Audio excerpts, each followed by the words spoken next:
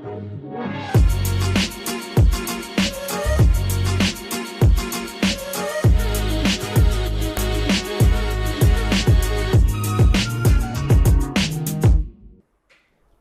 damai sejahtera bagi kita semua, jemaat Tuhan yang setia dan taat. Hari ini di dalam Suara Gembala, kita ingin memberikan sesuatu kekuatan kepada saudara. Karena saya tahu lewat Suara Gembala ini, saudara juga akan diberikan kekuatan, inspirasi, pertolongan, bahkan juga hal-hal yang mendatangkan iman bagi hidup saudara. Saya masih ingin berbicara tentang tokoh dan perubahan. Tokoh yang saya ambil kali ini adalah Yohanes, sahabat di dalam penderitaan. Wahyu pasal yang pertama ayat yang ke-9 sampai ayat yang ke-11, demikian firman Tuhan. Aku Yohanes, saudara dan sekutumu dalam kesusahan, dalam kerajaan, dan dalam ketekunan menantikan Yesus, berada di pulau yang bernama Patmos oleh karena firman Allah dan kesaksian yang diberikan oleh Yesus. Pada hari Tuhan aku dikuasai oleh Roh, dan aku mendengar dari belakangku suatu suara nyaring seperti bunyi sangkakala. Katanya, apa yang kau lihat, tuliskanlah di dalam sebuah kitab dan kirimkanlah kepada ketujuh jemaat ini, ke Efesus, ke Smyrna, ke Pergamus, ke Tiatira, ke Sardis, ke Philadelphia, dan ke Laodikia. Saudara, pernyataan Tuhan ini sangat jelas. Dan saudara tahu juga keberadaan daripada Rasul Yohanes di Pulau Patmos bukan sedang bertamasya atau sedang berlibur. Saudara kekasih di dalam Kristus, dia ada di sana karena dia baru saja mengalami penderitaan yang berat. Bahkan dikatakan oleh juga catatan-catatan sejarah, itu dikatakan dia dianiaya, disiksa saudara, bahkan sampai digoreng, hampir mati saudara, tapi tidak mati. Oleh karena itu juga pemerintahan Romawi pada waktu itu yang berkuasa membuang dia di Pulau Patmos. Tapi ajaib, saudara. Segala sesuatu penderitaan Rasul Yohanes ini bisa melaluinya. Karena dia percaya ada hal yang penting yang kita juga di dalam mengalami penderitaan demi penderitaan. Mengalami juga hal-hal yang susah pada saat-saat ini. Apapun yang sedang saudara juga hadapi. Tapi percayalah, belajarlah dari Rasul Yohanes ini. Dia tidak juga menyangkal Tuhan. Dia tidak berespon yang tidak benar. Lihat apa yang juga dia bisa berespon sedemikian. Ada beberapa kuncinya. Mari saya akan tunjukkan ini. Yang pertama saudara, dikatakan di dalam ayat yang ke-10. Pada hari Tuhan aku dikuasai oleh Roh. Pada hari Tuhan aku dikuasai oleh Roh. Saudara kekasih di dalam Kristus, di dalam penderitaan, di dalam aniaya yang kita alami. Saudara kekasih, kita mesti membiarkan untuk hidup kita dikuasai oleh Roh.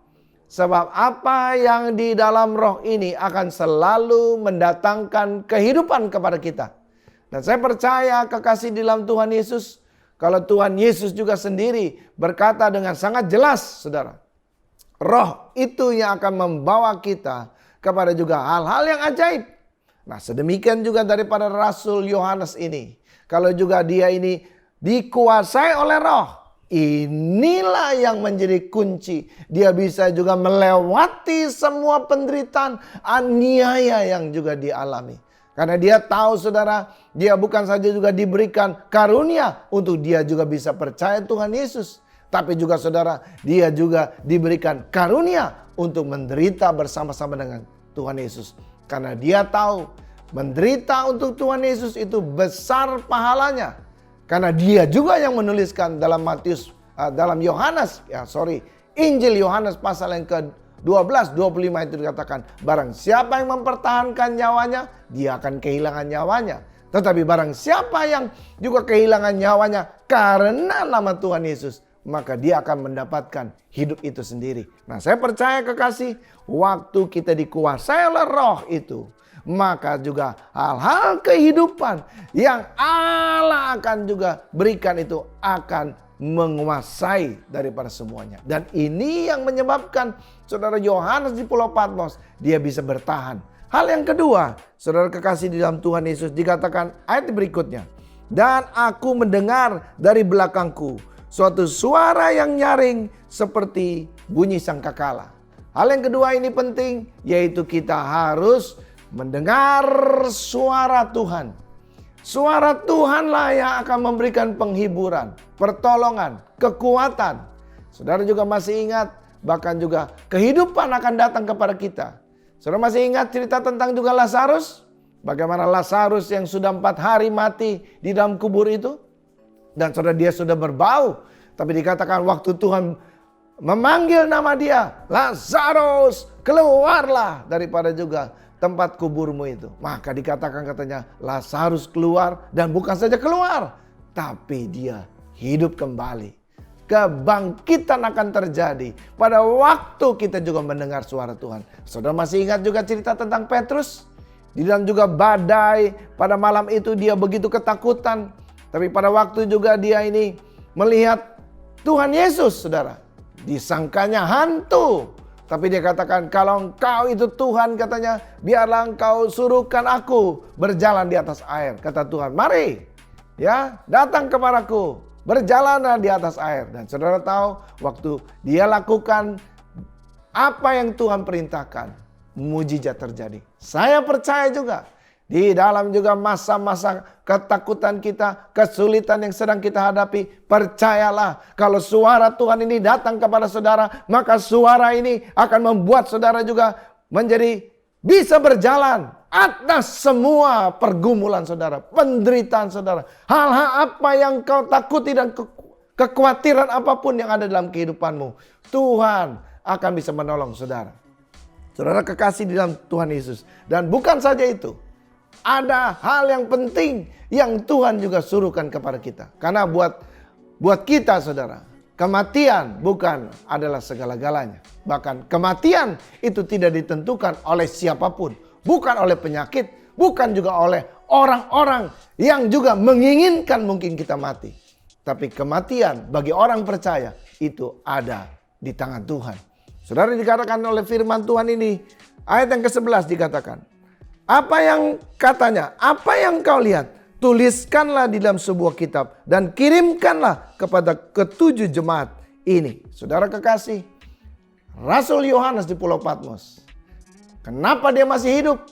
Karena dia masih ada tugas satu lagi.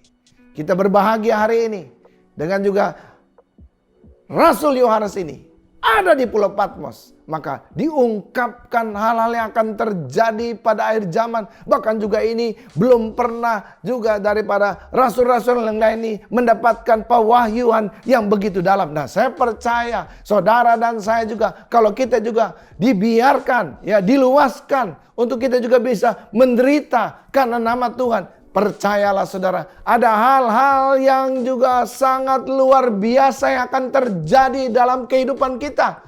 Kalau juga Rasul Yohanes ini dipakai Tuhan dengan dahsyat, saya percaya saudara juga akan dipakai Tuhan untuk menjadi saksi buat orang-orang, buat gereja Tuhan, buat juga keluargamu, buat juga kotamu, buat juga bangsa ini.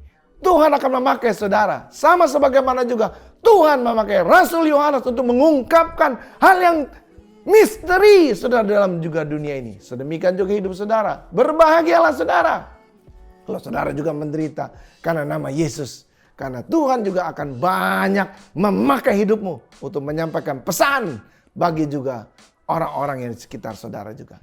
Jadilah saksi, jadilah berkat di mana juga Tuhan percayakan saudara, tempatkan saudara. Karena Tuhan selalu ada.